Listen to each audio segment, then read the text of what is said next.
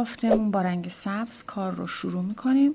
میایم یک گره میذاریم روی قلابمون و زنجیره میزنیم. 1 2 3 4 5 زنجیره میزنیم. میایم درون زنجیره اول یک پایه بست میزنیم و یک حلقه اینجا تشکیل میدیم.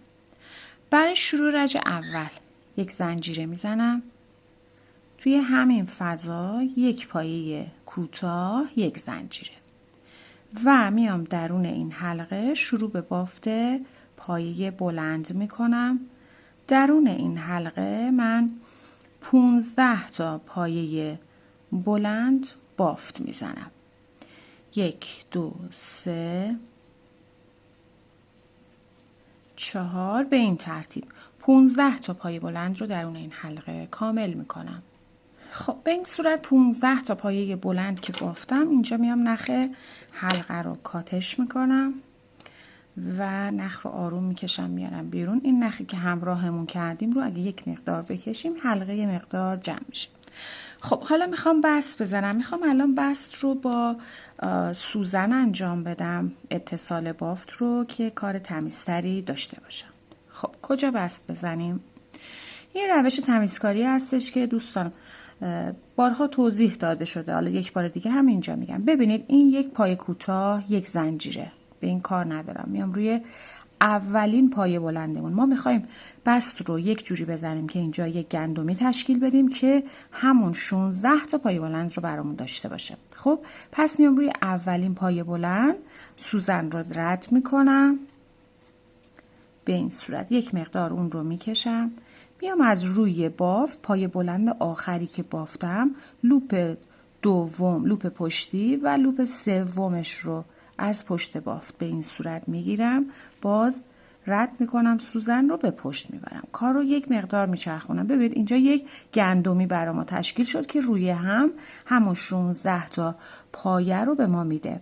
دوباره برمیگردم به روی پایه یک ابتدا وارد کردیم به این صورت و میام با نخ و سوزن در واقع کار رو میچرخونم و میبرم پشت بافت و اون رو پنهونش میکنم. خب برای شروع رج دوم میایم با رنگ سفید بافت رو ادامه میدیم. از روی یکی از پایه ها فرقی نمیکنه، قلاب رو وارد میکنم اینجا، 2 تا زنجیره میزنم و میام روی همین پایه با 3 بار نخ گرفتم پایه پفی میبافم. 1 2 و 3. ابتدای بافت هم که 2 تا زنجیر داشتیم نخش روی قلاب. توی 2 مرحله اون رو میبافم به این صورت و در ادامه یک زنجیره میزنم. این الگو رو ادامه میدم. میام روی پایه بعدی با 4 بار نخ گرفتن. 1 2 3 و 4. یک پایه پفی که توی 2 مرحله بافته میشه. یک زنجیره میزنم. این الگو رو تکرار میکنم. با 4 بار نخ گرفتن، یک پایه پفی که تو 2 مرحله بافته میشه، یک زنجیره برای فاصله.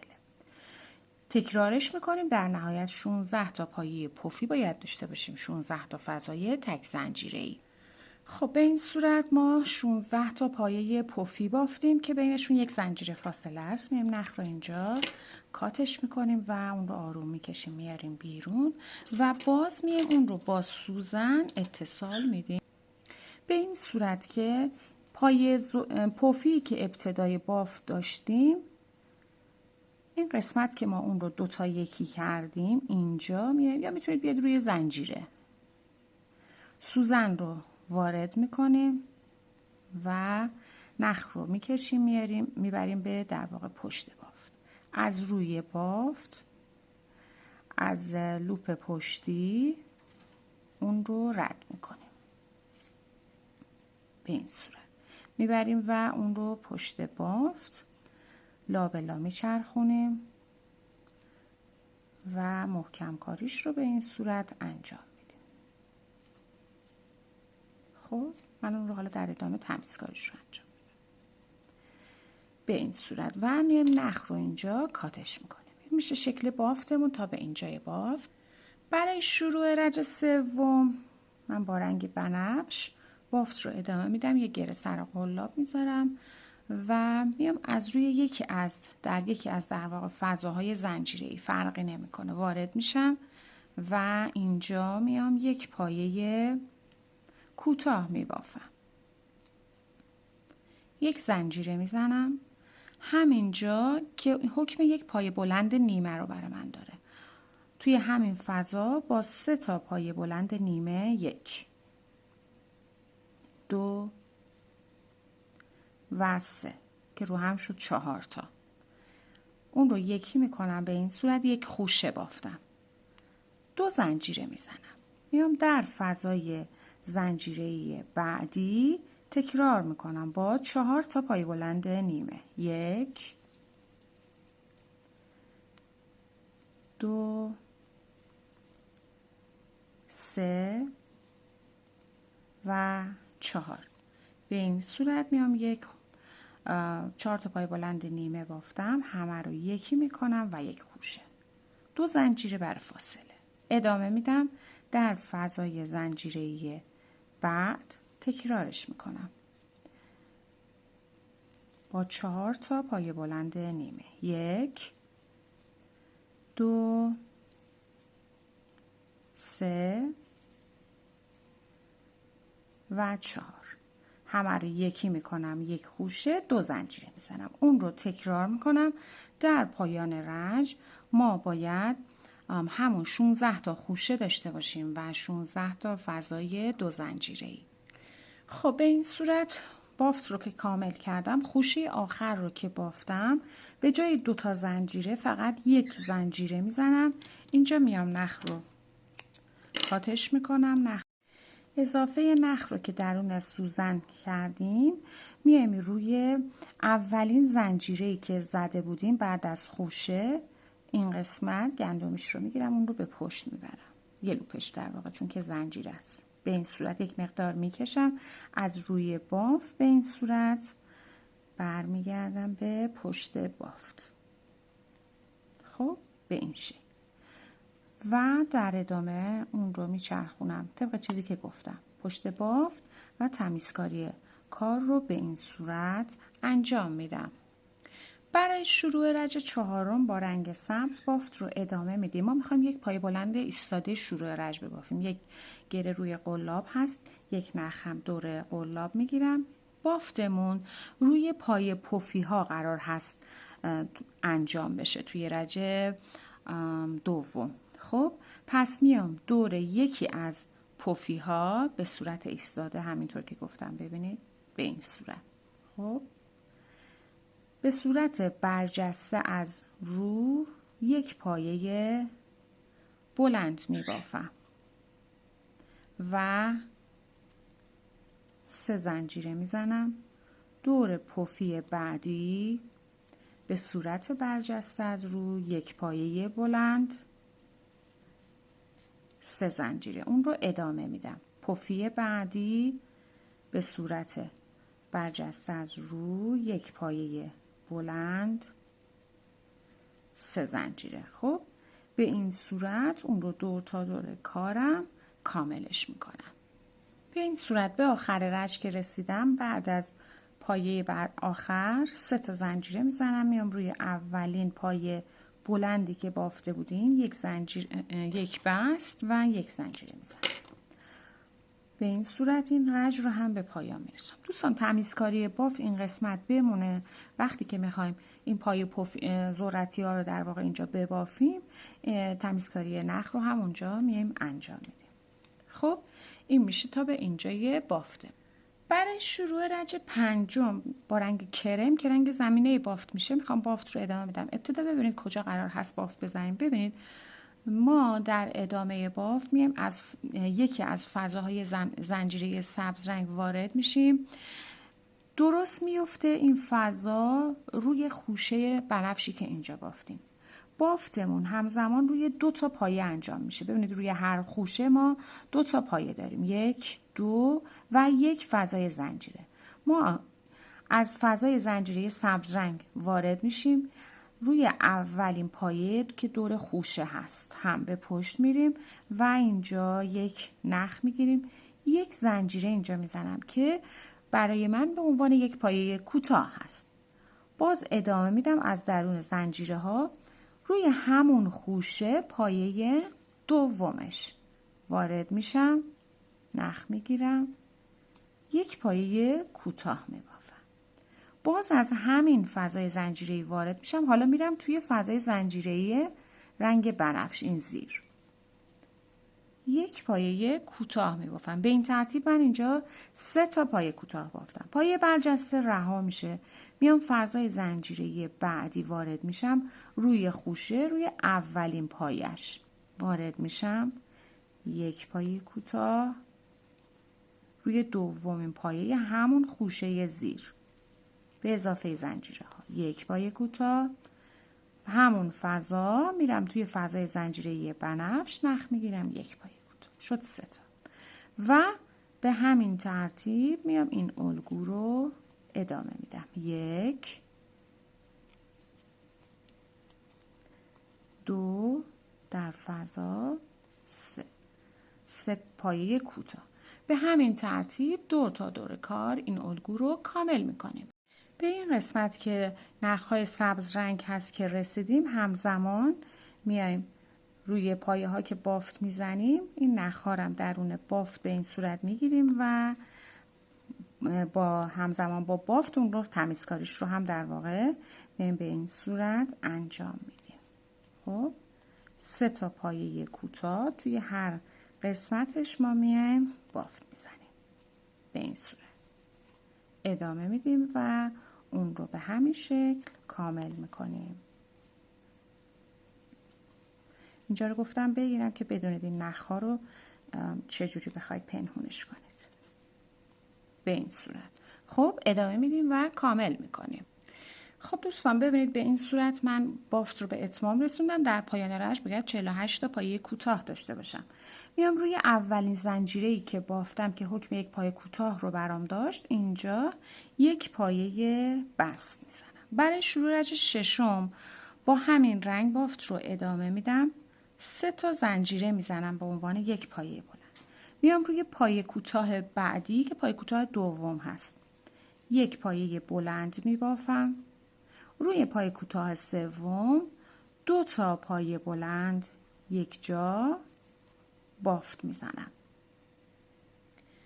و ادامه میدم روی دسته بعدی، پایه اول یک پایه بلند، پایه بعد یک پایه بلند و پایه سوم این دسته 2 پایه بلند رو یک جا بافت میزنم، ادامه میدم یک پایه بلند، یک پایه بلند، پایه سوم هر دسته روشون 2 تا پایه بلند بافته میشه.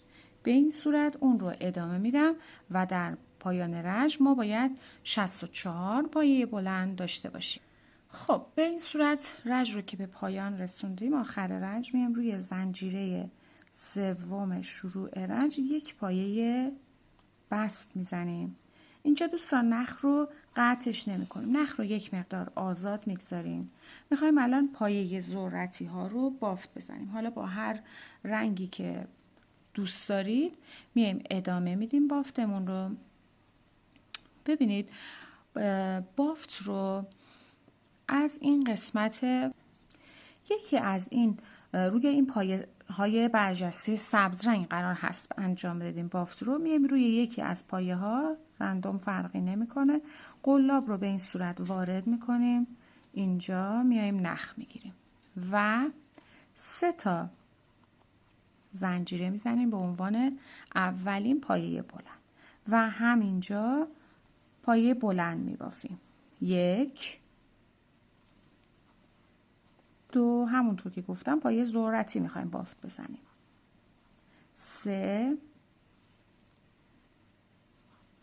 و 4 که با 3 تا زنجیره روی ابتدای رنج روی هم میشه 5 تا. قلاب رو در میاریم، روی زنجیره سوم میایم قلاب رو وارد میکنیم، نخ رو میگیریم و یک پایه بست یک پایه در واقع ذرتی اینجا بافت زدم به این صورت و در ادامه 1 2 3 4 5 زنجیره میزنم.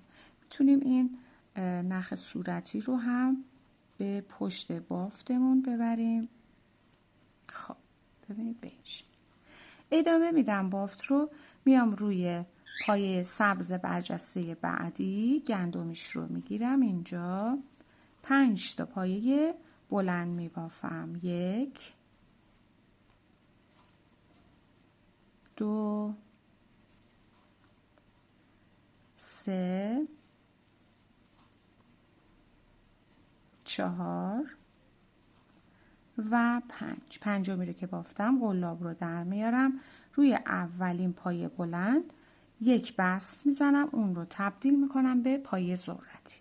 در ادامه 5 تا زنجیره میزنم. این الگو رو میام تکرار میکنم روی هر کدوم از پایه ها. در نهایت ما باید همون 16 تا پایه ذرتی داشته باشیم، 16 تا فضایی 5 زنجیره‌ای. خب دوستان، ما میخوایم رج پایانی که رج حاشیه بافتمون هست رو الان با هم بافت بزنیم. شما میتونید اینجا یک مدل گرد بافی که حالا من قبلا توضیحش رو دادم، گرد بافی لینکش رو براتون قرار میدم، همین بالا قرار میدم، هم توی قسمت توضیحات میتونید پیدا کنید. یک گرد بافی برای پشت بافت آماده کنید و رج آخر رو که میخوایم حاشیه بافت رو بریم همزمان هر دو کار رو روی هم قرار بدید و بعد بافت حاشیه رو برید. میایم از روی یکی از پایه ها، فرقی نمیکنه، با رنگ مورد نظرتون نخ میگیرید، یک زنجیر اینجا میزنید و میام روی پایه بعدی گندمی رو کامل میگیرم، یک پایه بست، یک زنجیره. ادامه میدم پایه بعد یک پایه بست، یک زنجیره و این الگو رو دور تا دور کار تکرار میکنم. یک پایه بست، یک زنجیره. ادامه میدم یک پایه بست، یک زنجیره. به این صورت اون رو ادامه میدیم. دور تا دور کارمون این الگو تکرار میشه. خب به آخر رج که رسیدیم، پای کوتاه آخر رو که بافتیم دیگه زنجیره نمیزنم، فقط همون پای کوتاه رو که بافتم میام سوزن رو نخ میکنیم و ادامه میدیم. به این صورت میام درون همین پایه اول، کوتاه اول، میتونیم دوتاشو با هم بگیریم، قلاب رو به پشت سوزن رو به پشت میبریم به این شکل، برمیگردم به پشت و اون رو لابلا میچرخونم و به این صورت تمیزکاری بافت رو انجام میدم.